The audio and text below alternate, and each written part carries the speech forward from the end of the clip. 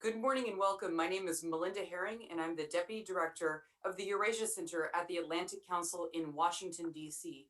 We're here today to discuss the Belarus crisis, Lukashenka's plane piracy. We are joined by four terrific experts. I have Ambassador Daniel Freed, the Weiser Family Distinguished Fellow at the Atlantic Council and a long-serving U.S. diplomat. I have Ambassador John Herbst, the Director of the Eurasia Center. We have President Tuomas Ilves, the former president of the Republic of Estonia, and a great voice on Twitter, and Hannah Lubakova, a non-resident fellow at our Eurasia Center in Washington.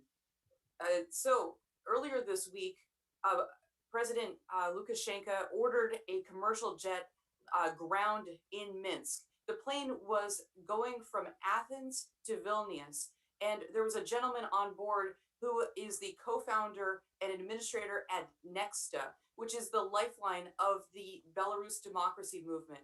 Raman Pratasevich was taken off the plane and arrested, and he's in prison now. We're going to discuss this event and its implications. So let's jump into the conversation right away. Hannah, let me ask you this. What's the mood like within the democratic movement in Belarus right now after this news broke? Well, I think I should mention firstly that we all consider this a threat to both activists and pro-democracy movement leaders who are based abroad, because Lukashenko has shown that he's not only ready to suppress the dissent inside the country, but also to arrest and threaten those who are based abroad and kind of arrest people even in the sky. At the same time, Belarus is back on the agenda, and the opposition has warned before that the situation would worsen, so it happened. Not only like those people, right, inside the country are threatened, but also even bloggers, right? The atmosphere of fear in Belarus has worsened, right? But this is not kind of the newest development. This is just part of what we have seen in the past months, since August and since even before the elections.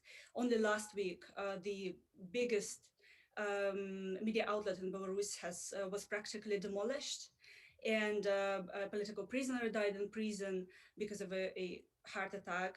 At least this was the official reason. So what the regime is trying to do, they're trying to detain everyone who is active. And only 1 month ago, deputy head of the Ministry of Interior basically threatened that those people who are active would be found and would be detained, arrested, or like they would be considered international terrorists. So I think we all kind of, we are all under threat at the moment. And it's important that the West would react in a kind of comprehensive way and listen to the voices of the pro-democracy movement who actually were saying about something like this, that something like this might happen. Thanks, Hannah. I'm curious about a couple of things. Do you think that Lukashenko did this because there was an opportunity and he thought he could get away with it, or do you think he's afraid? How do you see the situation? Oh, I definitely see it as a sign of weakness because, well, somebody who is confident about his position inside the country would not do this. He is very uncertain. He understands that he has lost the support of the people, and he is in this mood that he needs to do everything to neutralize his enemies. And Raman became a very convenient target. He is a prominent blogger, prominent journalist who was co-founded this prominent Telegram channel, the most influential one that was really important, played a key role during the protest. And that's some kind of a revenge, right, towards bloggers, but also towards everyone, again, who is kind of part of this pro-democracy movement, right? And I'm quite confident that Lukashenko now understands that he has miscalculated. In a way, he didn't have a choice because of the kind of lack of sufficient response, he felt impunity. And because he feels so backed in a corner, he needs to constantly increase the level of fear, the level of repressions. and that's what we've been observing in the past months. If you kind of see what was happening, right? The demolition of this the largest media outlet, then 3,000 criminal cases, then dozens of thousands of people who were detained, kind of a continuation of this. So this should be considered just in the context of what has happened in the past months. Absolutely. I think you're right that it needs to be viewed within that context. Tell us what's happening, though. We've been watching the crowd size diminish, right? The crowds were very large last year around the elections. They were large for a long time. And then it got cold, and Minsk is very, very cold. And the crowds started to diminish. There was hope that the crowd size would expand as the weather got nicer. And the crowds they weren't as large as they had been last year. What's happening now after the news of Raman? Well, the crowds disappeared because of the repression, because of the kind of level of repressions, not only because of the weather. Because, well, it was just, and it still is, too dangerous for people to come out to the streets and protest. But people still are against Lukashenko. They express their discontent in any way possible. They changed the format. They are still mobilized. They're still united. They are still self-organized. It's just kind of not that visible. And that's where the regime was successful. But it wasn't successful in convincing people kind of that Lukashenko should stay in power. No, I think Belarusians have decided that he has to go, right? What happened with Raman provoked a lot of anger, a lot of frustration among the people. Belarusians do not believe in the official version, and obviously they do not believe that Hamas was involved in anything like that, as state media claimed. So people expect the reaction of the West. They respect this kind of tangible steps, tangible response from Western countries. They also now, I think, kind of even those supporters of Lukashenko who were unconvinced or who were still kind of thinking, weighing options, now more and more people would consider him being too toxic, and kind of more and more people are convinced that he has to go. So this could be a game changer. He may have completely overreacted and, in fact, caused. Well, let's see. I mean, the situation is very fluid. Before I turn to our other panelists, you're the only person on this panel who knows Ramon. He's 26 years old. He's very young. What is he like as a human? We have to remember, he's a young man. He was living in exile. We know that his mother says he does have heart problems. Is there anything else you can tell us about him? Sure. So, yeah, I know him for years. He was always active. He was an activist when he was like 16 or 17. He was part of this revolution through social networks back then in 2011. So he always kind of was against Lukashenko, I would say, and he always wanted to take part in this opposition movement. Then he became a journalist. Then he was a Václav Havel Journalism Fellow, as myself, and as Ihor Vosik, who is currently in jail, as Frana Kvichorka, who is part of the democratic movement. So we are friends. I knew that he was on the plane immediately, and when the plane was diverted, we immediately knew why. We were also shocked, but then the fact that Roman was arrested, unfortunately, was not kind of a surprise for us. And yeah, it's just kind of another step, another development that shows that Lukashenko considers bloggers and journalists, people generally who spread information, as his own like personal enemies. And Roman was excellent. He was, he was firstly editor-in-chief of Next, a Telegram channel, the biggest one. Later, he joined Belarus of the Brain, another Telegram channel. So he's been always like part of this, and he has done an amazing job when it comes to spreading information about regime lies and what happened during the protest, police violence, um, this type of things. Hannah, one last question for you. Uh, what happened does not shut down Nexta. Nexta still operates. Is that right? Absolutely, absolutely. So, well, Raman, anyways, he left Nexta last year, so he joined another Telegram channel. Okay. But nevertheless, when he has already left Nexta, he was added to this terrorist list by the KGB. So it doesn't really kind of matter. It's not only about Nexta; it's about kind of everyone who is a blogger, who is active, who spreads information. Wonderful. Thanks so much, Hannah. Ambassador Freed, please give us a grade. How have the U.S. and the EU reacted? Are they doing a good job? Are you impressed by their response so far? I think the EU has acted with strength and speed that surprised a lot of people, including the EU. Um, the timing, Lukashenko's move was poorly timed. There was a council meeting scheduled the very next day. So that was a senior move. It was interesting to see the dynamic. The Poles and Lithuanians were out in front as early as Sunday, but that's to be expected. And those two governments are the strongest supporters of the Belarusian democracy movement on the ground. But they were joined very quickly by some not by the usual suspects. I noticed that a lot of French people regarded Lukashenko's move as an attack on Europe. There were Exactly nine so. Frenchmen on the plane too.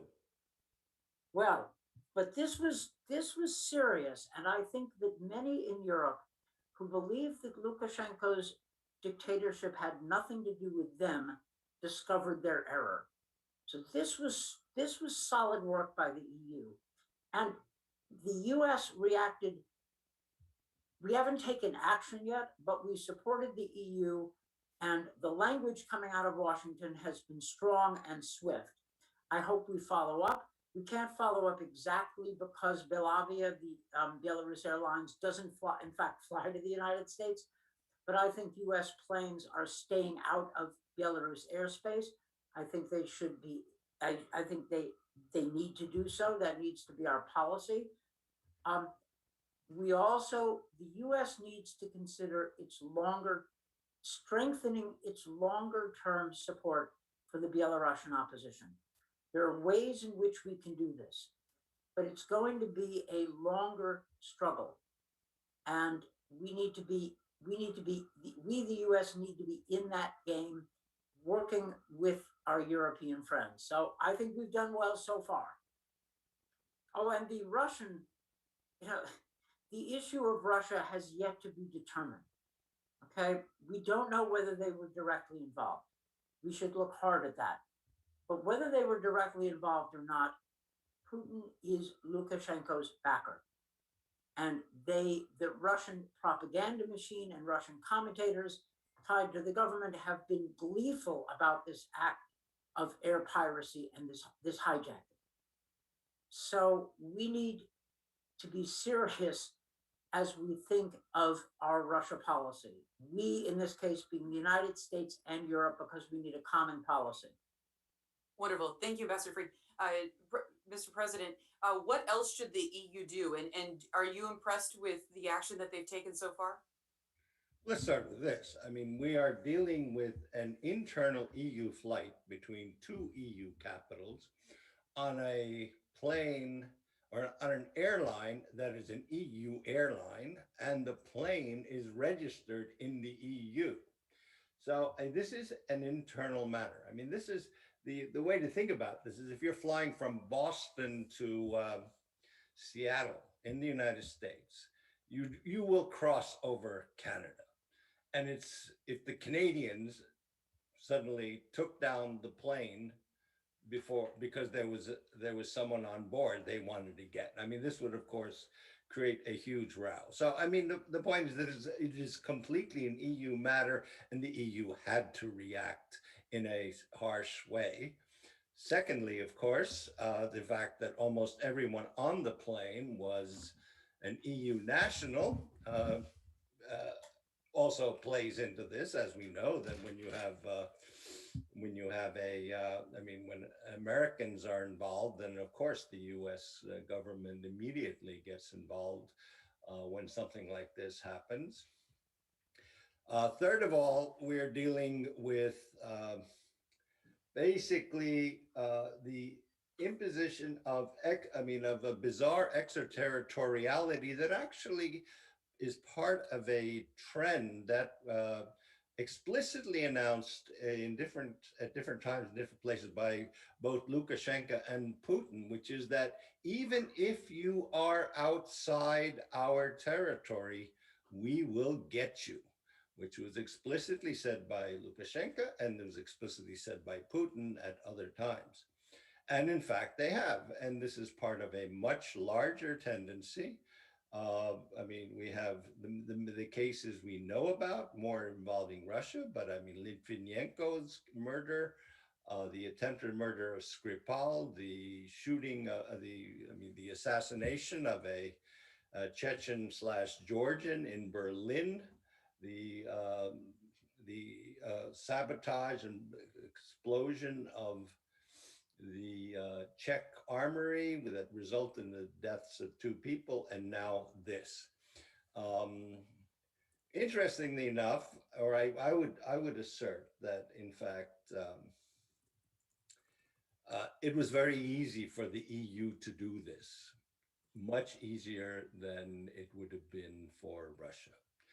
If you look at the response of the European Union to murders perpetrated by Russia, it has been exceedingly weak.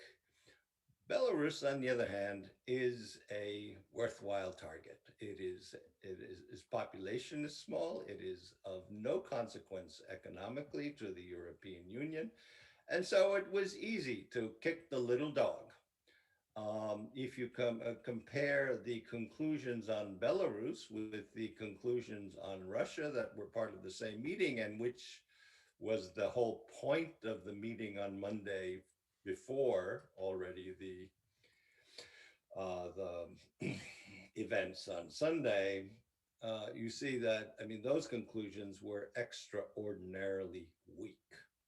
So, so on the one hand, I'm glad the EU responded in a tough way. On the other hand, it stands in stark contrast to equally, if not occasionally, more egregious behavior on the part of Russia, in which various countries, be they Germany or Hungary recently, backpedaling, softening, or even blocking positions critical of Russia.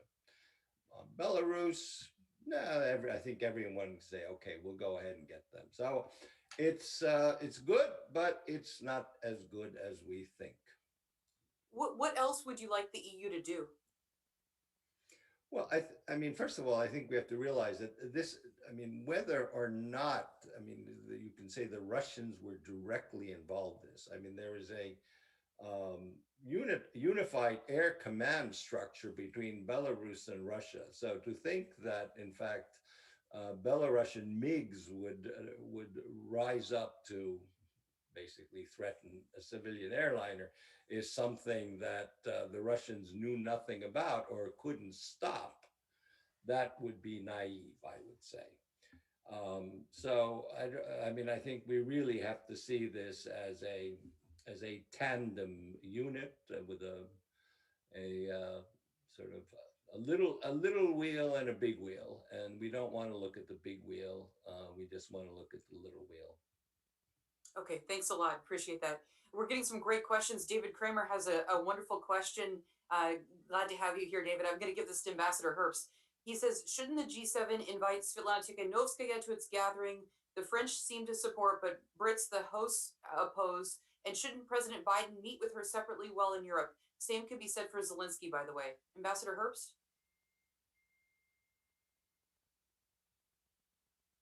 David, that's a great question, and in fact, you anticipated what I wanted to say. I agree that the United States was wise to wait for the EU to respond first, beyond our condemnation of this act of air piracy. But there are steps we could take, and one of those steps should be to invite Tikhanovskaya to the United States, and to have a formal meeting with her in the White House, maybe have her address Congress. And I think your idea of having her come to the G7 is a cherry on top of that sundae. Yes, let's show Mr. Lukashenko that his act of terrorism, which he thought was going to cap the end of the opposition movement, has in fact reinvigorated it. And I think important as well is Zan's suggestion of us increasing our assistance to the opposition financially to make sure that they get their message out and into Belarus. Thanks, Ambassador Herbst. One specific question for you and Dan, since you guys have been diplomats. What can the West do to get Raman out of jail? Do you think the Russians will offer him in a swap deal in Geneva when Biden and Putin meet? Is that a possibility? Um, this is a it's almost a black humor situation. Um, there, the old dynamic in Soviet days, we would push on human rights. The Russians, of course, would not like that. But if they thought the relationship was moving in a direction that was favorable to them, they would offer us some concession by releasing a prisoner at one point or another. Sadly, Putin's policies have returned Russia to Cold War ways. And the United States finally, after years of not understanding what was going on, began to push back in a rather serious way, which has made the Kremlin uncomfortable. Today, I think Putin is delighted that Biden has offered a summit. And I wouldn't rule out the possibility that Putin, as a gesture to us, might find a way to arrange the release of Mr. Pratasevich in connection with the summit. That would be a good thing. We want to get him out of jail. But it would also be sad because it points again to a return to old ways. Thank you. Dan, do you have any thoughts on that, on how to get Raman out of jail? Don't let him be forgotten. Say his name, speak of him often. John's right. The Soviets like to bury, figuratively, their dissidents before they could bury them physically. Don't let him be forgotten. And that does make a difference. The Kremlin calculates costs and benefits within its own peculiar framework in a rational fashion. And we should make this a big issue. There are lots of people a lot of political prisoners in Belarus, a lot of journalists being held unjustly. But such is human nature that we focus on individuals and make them a metaphor for the larger issue. Don't forget anybody, but focus on him, his fiancée in particular, and keep that there. It's possible Putin would come with a jet to Geneva with a gesture. Don't rule it out. More likely, he'll just say, "Look, Belarus is a sovereign country. You must deal with them." Butter wouldn't melt in his mouth. But we need to keep speaking of this. There is a relationship between tyranny within a country and the tyrant's behavior abroad. That's an important lesson. Thank you, Ambassador Fried. I think the Washington Post is doing an excellent job of keeping his name alive. The Atlantic Council will be as well. And we would welcome other partners. We would welcome anyone who's listening. If you want to have a private conversation about how we can draw more attention to the case, please give me a call. Ambassador Herbst, I have a question for you. This is a little bit of an out there question. Is there a connection do you see a connection between the hijacking of the Ryanair flight and the Nord Stream 2 decision that President Biden recently made? There's clearly not a direct connection, but we've seen a funny movement over the past 6 or 8 weeks in the Biden administration. President Biden came into office with a very clear-eyed view of Kremlin aggressive foreign policy and the need for the United States to push back against that aggressive foreign policy. He demonstrated real wisdom and strength in managing the Russian buildup of forces along Ukraine's border, speaking out strongly in support of Ukraine and pushing back against the Kremlin. But the Nord Stream 2 decision was, in my judgment, a serious strategic error. It was done as a gesture to Angela Merkel, a gesture that did not need to be given, but also proved to be a great concession to Mr. Putin. And we've gotten nothing back from either Germany or Russia for this extraordinary concession. That projects weakness. Similarly, the description of the phone call between Jake Sullivan and Patrushev, talking about the United States' desire for predictability in the relationship with Russia, also projected weakness. Biden was right when he pushed back hard against Kremlin provocation and intimidation in Ukraine. That sent the right message to get ready for the summit in Geneva. This statement of the Patrushev-Sullivan call following the Nord Stream 2 decision. And by the way, the Nord Stream 2 decision was taken on the day of the Lavrov-Blinken meeting. which also suggests this was somehow a concession to Moscow, again projecting weakness. I think that the Lukashenko decision, um, I can't imagine that this is not discussed with Moscow in some fashion. I think the Lukashenko decision was taken on the basis that the reaction from the West would be weak. I think the EU is proving Lukashenko's considerations false. I hope the United States adds to that. So in that sense, there's a connection. Great, thank you, Ambassadors. And a question for you. Why did Raman fly over Belarusian territory? There was an old rule in the Cold War days that if you were a dissident, you would never fly over the Iron Curtain. It seems like a rookie mistake. We also know that he was being photographed in Athens by some weird guy. And he was texting his friends and saying, some weird man is taking my picture. Why on earth did he get on the airplane? Well, he was in Athens for personal reasons with his girlfriend, Sofia Sapega, and it just coincided with the working visit of Svetlana Tikhanovskaya. So he took a few pictures of her when he was there. And I think that's how he must have been followed, because they were kind of seen together. And then he discussed, well, what I know is that he initially planned to travel outside the EU, and then he was not recommended to do so. And then he was in the EU, in one EU country, traveling to another EU country.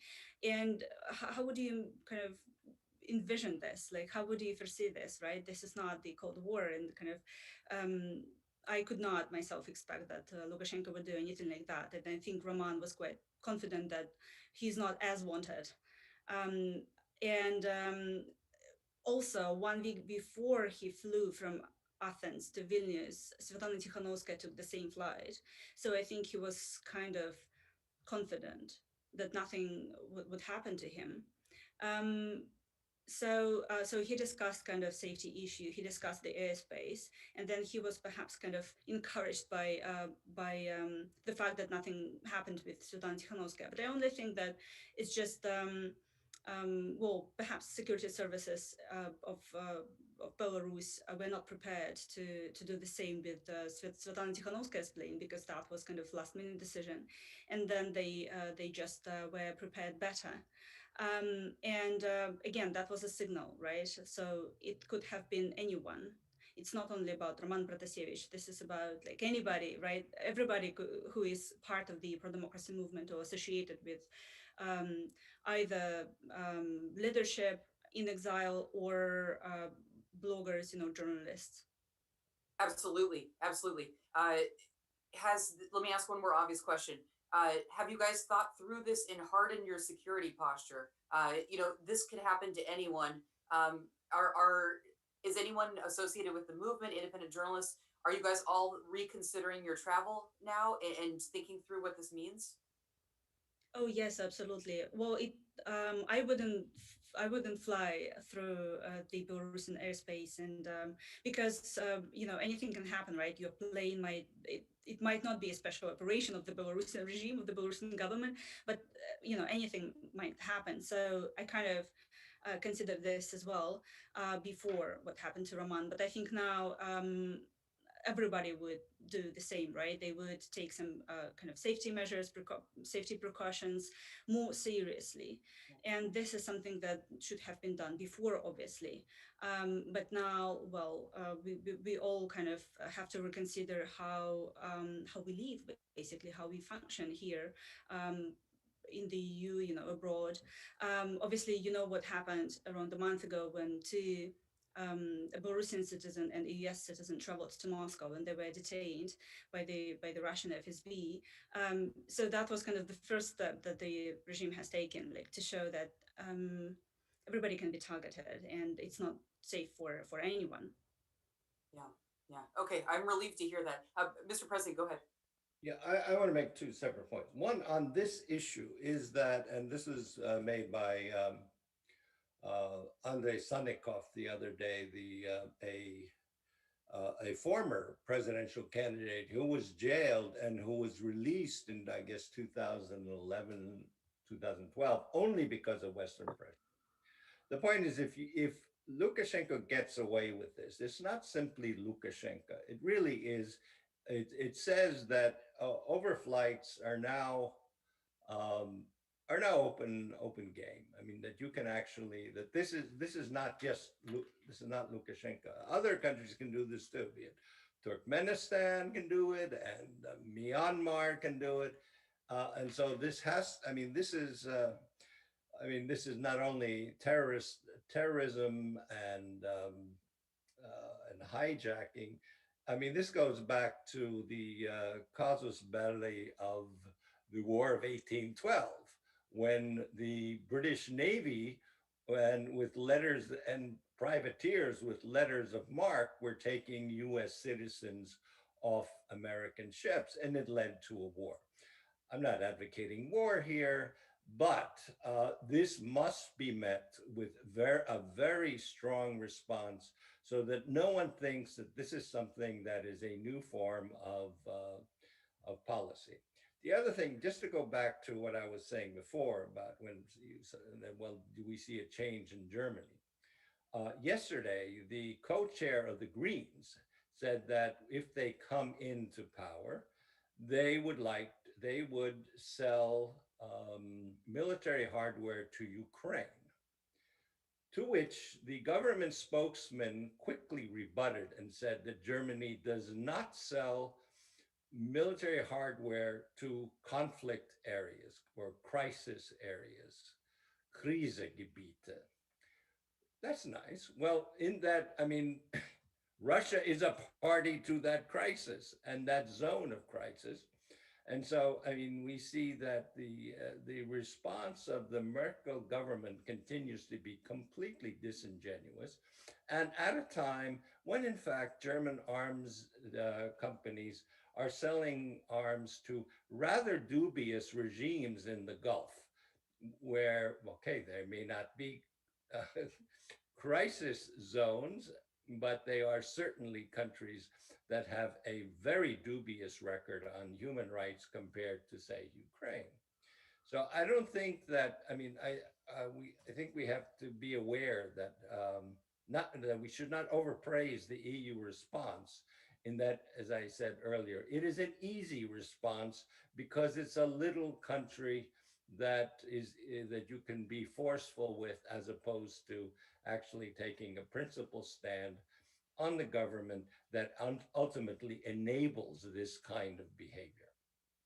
Thank you, Mr. President. I think you put your finger on something really important. I would also urge everyone to read the Washington Post article that came out about 2 months ago. The president of Freedom House, Mike Abramovitz, wrote an article about that discusses this in a lot of detail, that there are no more safe havens for dissidents, for people like Hannah, for people like Svetlana Tikhanovskaya. It doesn't matter where you are. Authoritarian regimes can get you anywhere. Ambassador Fried, you wanted to jump in. Please go ahead, sir. I wanted to express my profound agreement with what President Ilva said. Tyranny in a country doesn't stop just in that country. We have watched Putin's agents assassinate people they don't like outside of Russia. We have seen Russian aggression touch the United States and touch Europe. We have seen in recent weeks a Russian military buildup against Ukraine. We have seen a hack on a critical piece of US infrastructure, the Colonial Pipeline, emanating from Russia, though not the Russian government, so says the US administration, but from Russia.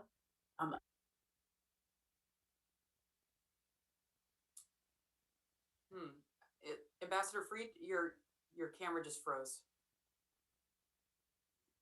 Okay. Election interference. This requirement is changing, and changing in a good direction, as far as I'm concerned. I agree that the German Greens have a much stronger Russia policy than the SPD and the current German government. The French supported a strong reaction, and Macron has spoken in terms of dealing with Putin's aggression. I think the US and the EU need to consult in a serious way about upping our game. That doesn't mean not cooperating with Russia when it's in our interest. That doesn't mean that we don't want to stabilize the relationship, but let's recognize that for the foreseeable future, as long as Putin does what he does, resisting Russian aggression is going to be the largest pillar of the bilateral relationship. And Putin is Lukashenko's backer. I don't know whether he was involved in the Sunday's hijacking, but Lukashenko enjoys Putin's protection. Let's prove President Ilves's skepticism wrong by having a stronger transatlantic policy. And I think we're poised to do it. I'm not as down as President Ilves on the council conclusions about Russia.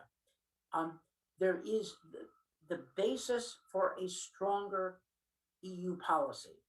And I think that with US consulting with Europe, we could get there.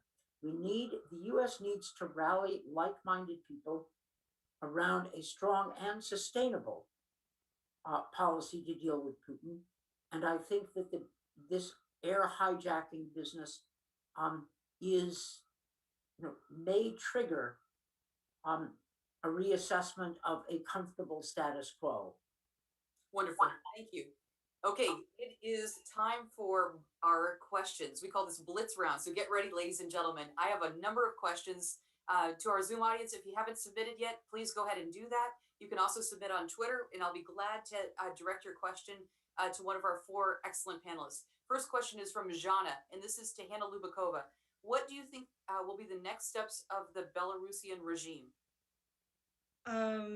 Well, because they're so backed in the corner, they have to increase repressions and increase the fear. So I think that that's something that would be happening.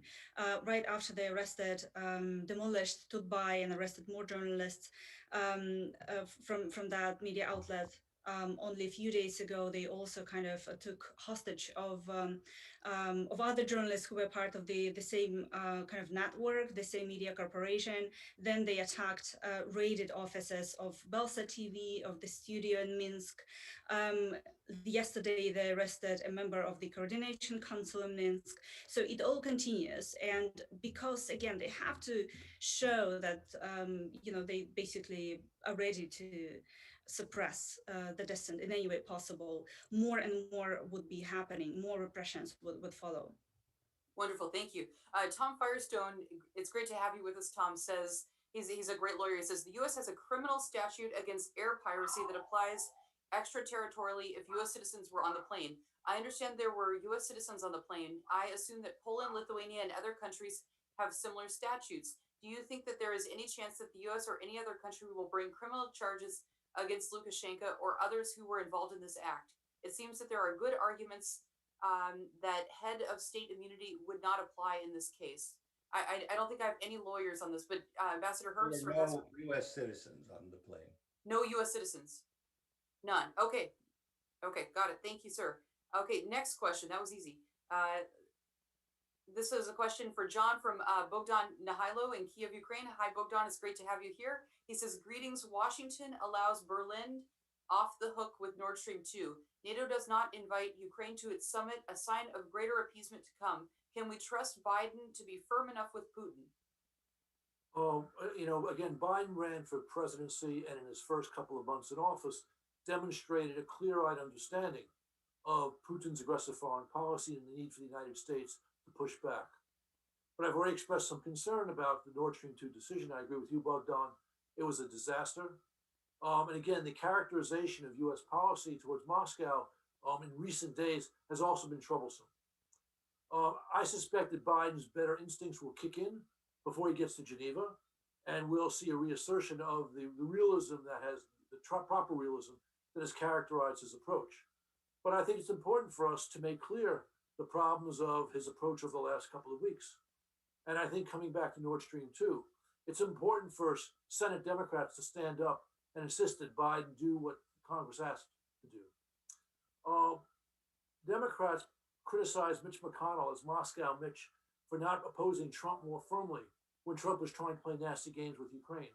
But McConnell, in fact, insisted that Trump provide military assistance to Ukraine. And Republican Democrats supported Ukraine in American interests, which Trump was going off on a bad road. We need to see Democrats in the Senate do the same now as Biden is heading in the wrong direction on Nord Stream 2. Thank you, Ambassador Herbst. Okay, question for Mr. President. Paul Nyland, a good friend of ours from Kiev, says you make a good point that most passengers were EU citizens, which leads me to ask, do we know what the orders of the MiG pilot were had the crew not complied with the order to divert to Minsk? Does anyone know, was he authorized to use force? We don't know. We don't know. We do have past experience, and a major scandal from back when I was an ambassador in the United States in 1994, I guess, was when a hot air balloon race was in Poland. And in fact, there had been a notification that given the winds, these hot air balloons might fly into Belarus territory, and showing the amazing courage of Lukashenka. In 1994 already, he ordered his 8 MiGs to shoot them down, killing, I guess, 3 or 4 Americans.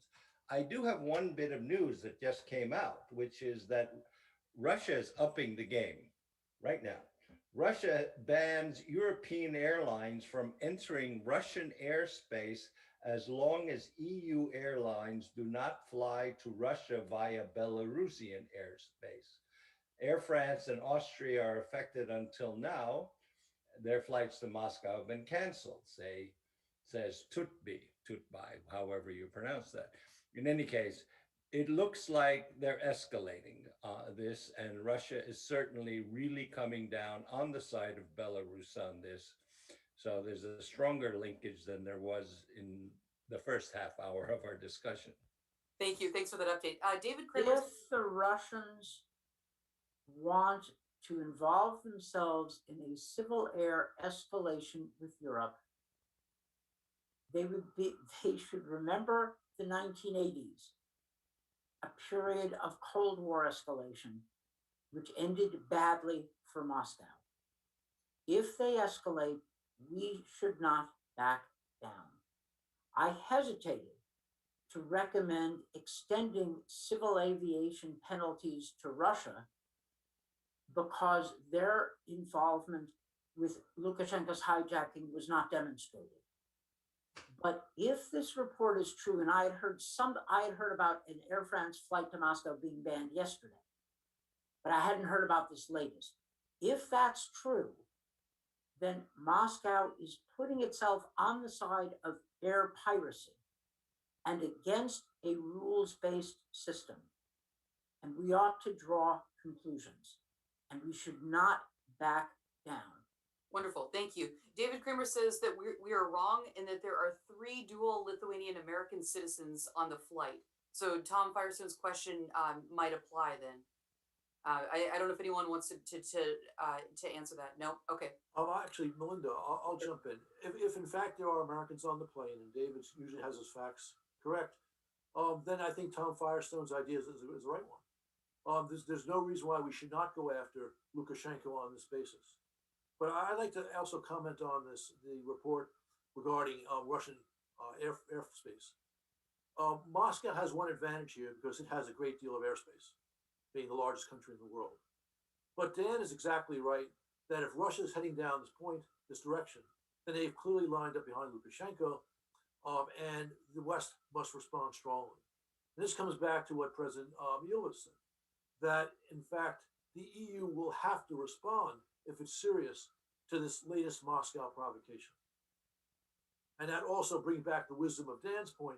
If in fact the West stands strong, we need to remember that Moscow ultimately is oversees a rather weak economy. And so when it comes to economic sanctions and what can be done, the whip hand is held by the United States and the EU. So we can go down this road and win.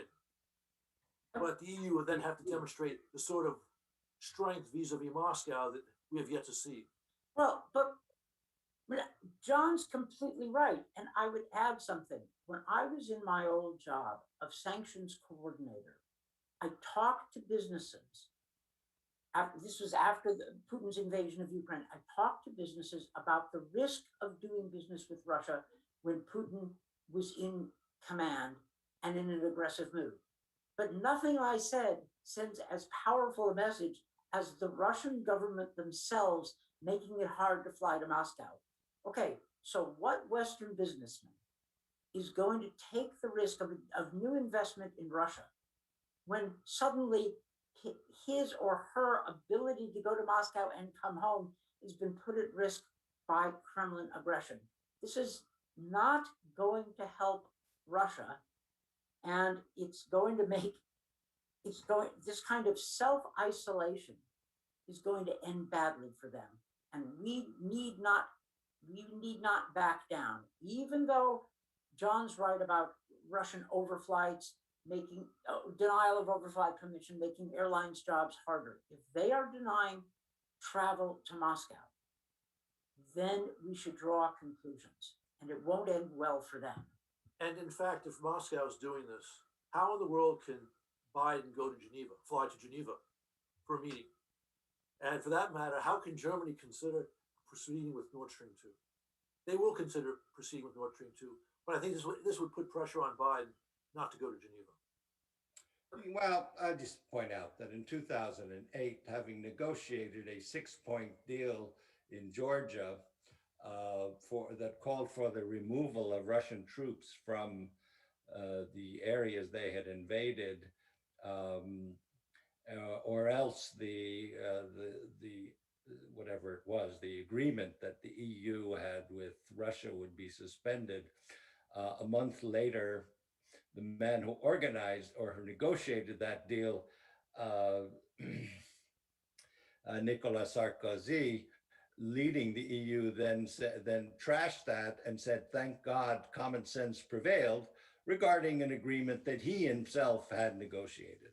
So yeah, I'm not convinced that the EU will not climb down. I mean, after the European Union head of foreign policy called the sabotage of an arms repository in the Czech Republic a disruptive action, when in fact 2 people were killed in it.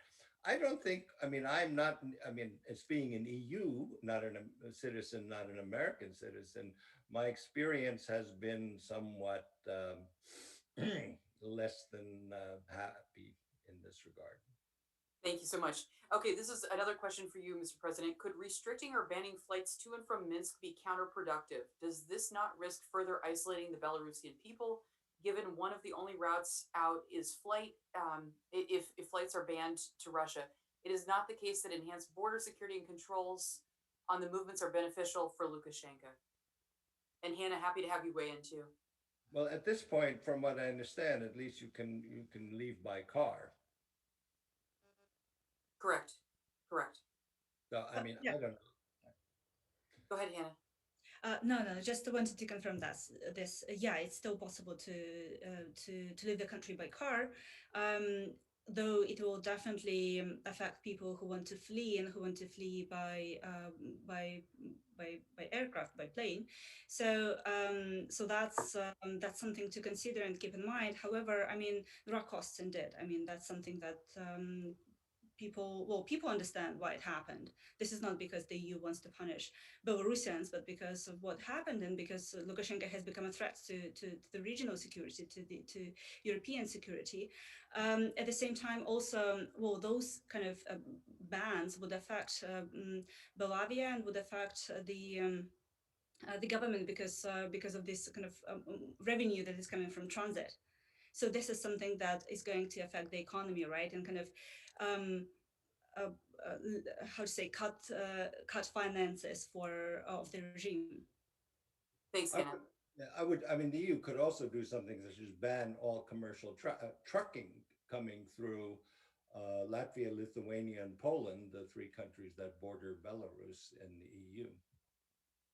Okay. And not touch individual cars, but certainly not allow trucks in. Okay, great, thank you. Ambassador Freed, question for you. Are there any meaningful sanctions that can be imposed on Belarus through the International Civil Aviation Organization or through the International Air Transport Administration? I don't have a lot of faith in ICAO, the International Civil Aviation Organization, to take swift action. Okay. I know the US administration is looking at that, and so is the EU. Don't hold your breath. I think that the EU's action to ban flights from uh, from Belarus, Belavia flights, and to ban its own carriers from going or to or transiting Belarus is the right one. That's a strong step. There may be additional sanctions possible in other areas. Um, as far as additional civil aviation, not sure, not sure. Okay, thank you, sir. A question for Ambassador Herbst. The narrative about Raman keeps changing in the Belarusian media. And one of our attendees says that we've seen evidence of Raman's involvement with the far right Azov brigade in Ukraine, including photos of him in military uniform holding a weapon and other photos with him wearing Nazi symbols. Can you comment on those claims? And Hannah, I'd love to have you comment as well. Look, every time Moscow finds itself in an uncomfortable situation regarding its aggression in Ukraine, it trots out the myth of overweening far right extremists in Ukraine, including the Azov battalion. We know that in Ukraine, as in all countries, there is a far right element. We also know in Ukraine it's a very small element and has almost no impact on policy. So this is just a typical bit of Russian disinformation. And the Kremlin has many centuries of practice of creating false pictures and false documents in order to pursue foreign policy objectives. Wonderful. Hannah, any other thoughts? Sure. So I would add that what Raman was saying, and he told me that he was in both Maidan and in Donbass, but he was saying that he was a war photographer. That's what he did there. And that's something I think that Azov, this battalion, Ukrainian battalion, confirmed. So let's kind of look at the timing, why this information came out only now in 2021, not before. And there have been a few years, right, since then. And I just saw the news that Ryanair has initiated a criminal case against Raman for his alleged involvement. Again, right? This is like let's look at the timing. Why is it happening only now? Exactly, exactly. Hannah, I have another question for you. One of our attendees wants to know, what can I, as a regular citizen, do to help the movement in Belarus, the democratic movement in Belarus, and journalists there? Well, I think it's important. It was already mentioned. Belarus should be on the agenda. Raman's case should be on the agenda. Only when there was this news about him being in a hospital, the security forces, the pro-government TV Telegram channel released a video of him. So because of this pressure, because of this kind of constant focus and attention on Raman and his health and his life, basically, and kind of his condition, the Belarusian regime would be obliged to share at least information about how he feels, right, and what his health is. And it applies to everyone else who is now behind bars, who is now behind in prison. Belarus should be on the agenda, and Belarus should be also a priority, right? So concrete steps, yes, solidarity, attention. There are a lot of fundraisers where you can donate money to help journalists, to help the victims of repressions. So kind of many things many steps can be taken. So this is a question for ordinary people. I know that there was a campaign to write letters. Can ordinary people send a note to Raman in prison? Would that be helpful? Yes, that will be definitely helpful. And many political prisoners and generally prisoners say that they are waiting for those letters. They're waiting for postcards. That's how they know that they are not forgotten, because they are completely isolated in prison. How do we do that? Where can we go? People who are watching, what website should they go to? So there is this human rights organization, Vesna, spring96.org, and they post addresses of political prisoners. Could you put that down in the chat for everyone who's watching so that we can do our own part? Absolutely. Wonderful, thank you. Gentlemen, I have a question, another good question from our friend Bogdan Mihailo in Kiev.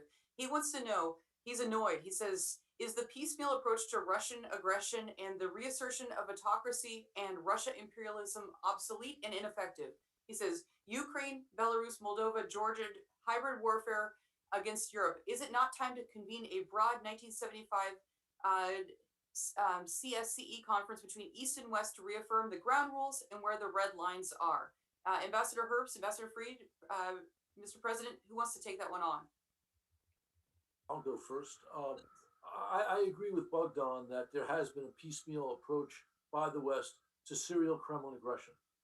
But it's also true that the West has gotten better and smarter over time. Certainly, our reaction to what the Kremlin did in Georgia was inadequate. President Ilves pointed out the inadequacy, especially of Sarkozy's allowing Russia to get away with abandoning its commitments.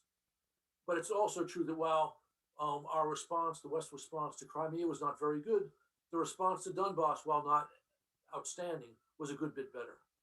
So we've seen a greater understanding of the need to push back against Kremlin aggression, not a strong enough understanding.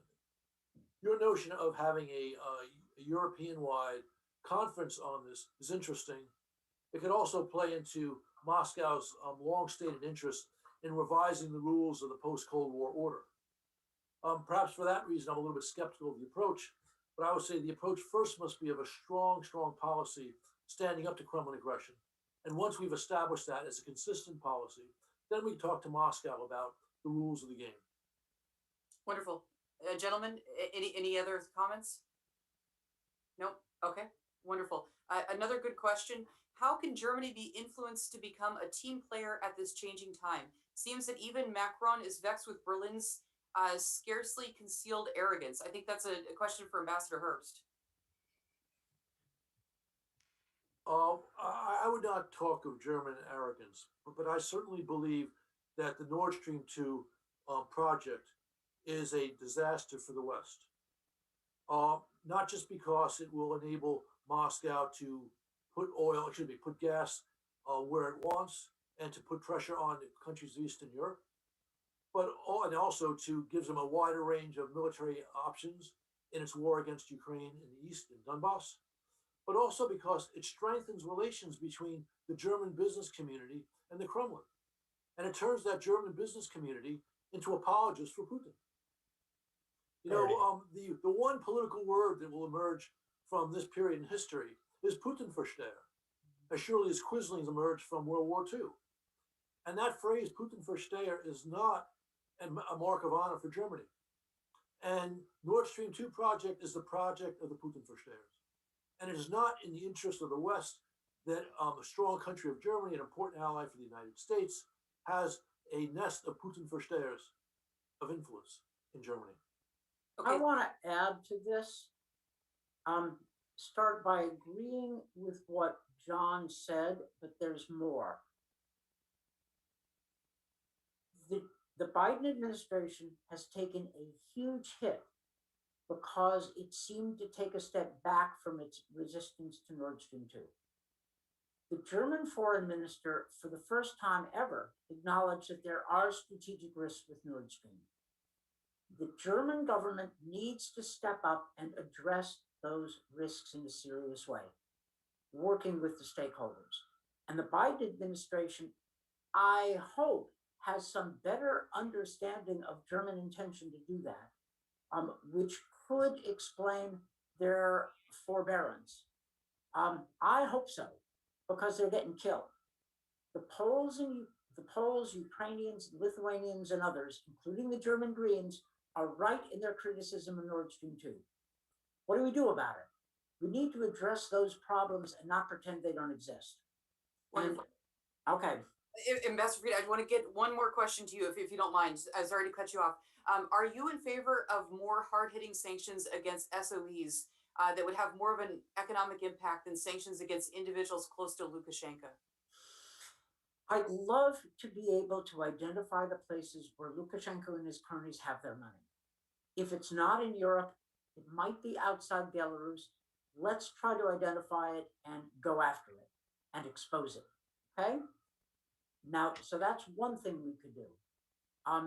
Go after the money. Second, the issue of economic sanctions is something with pluses and minuses, and we need to listen to the Belarusian opposition. But one thing that I've considered is banning sale of additional Belarus state debt, state bonds. I don't see why they should be able to make money off the West, raise capital in the West, while they're busy engaging in air piracy. We ought to be able to do that. The Biden administration has already taken beginnings of such steps with respect to Russian debt. we could do so with respect to Belarusian debt, at least. Wonderful. Thank you. Hannah, you have the last word. Bring us home.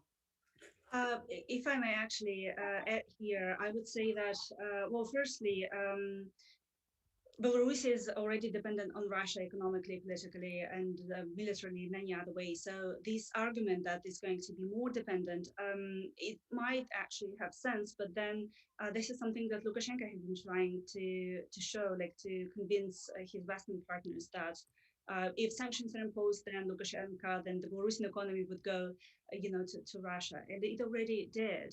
It already state-owned enterprises are already dependent on the Russian market. So there is basically, I'm wondering whether there is a room for this kind of getting even more dependent. Sanctions should be more targeted, should be more thought, should be more painful. The state-owned enterprises might be sanctioned because this is something that they are being controlled by the regime, and the funds, the revenue is being misused anyway. The extent to which Moscow is prepared to prop up Lukashenko is unclear, because Lukashenko is going to be, is becoming more and more toxic for Russians, for Putin. And the more costly this kind of union, this friendship, is becoming, the more Russia is being accused of supporting Lukashenko and Minsk's actions. Kind of the louder those voices opposing this support would be among the Russian elites. Wonderful. Thank you, Hannah. Mr. President, you get the final remark. Go ahead. This is important. I mean, this is something that needs to be taken up.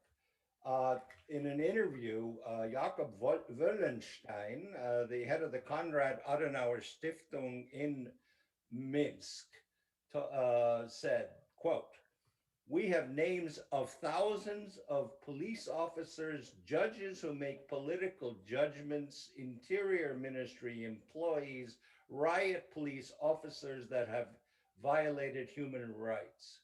And he says they should all be aware they could face entry bans and an investigation. But if the Konrad Adenauer Stiftung, which is the foundation of CDU, has this, then these should be implemented. I mean, if you have thousands of all of these criminals, then make sure none of them ever cross into any borders. And so too with the people that I'm sure we'll soon find out from Bellingcat who were involved in the hijacking. Thank you, sir. An excellent point. Thank you all so very much for joining us. Thank you for sticking with us. I know we went a little bit over. Your homework is to go down to the chat and click on that link that Hannah posted. And please don't forget the Belarusian opposition. There are hundreds of people in jail. They would love to hear from you. Thank you for joining the Atlantic Council. Until next time, and thank you to our fantastic panel. Really appreciate your insight and learned a lot. Goodbye. Thank you.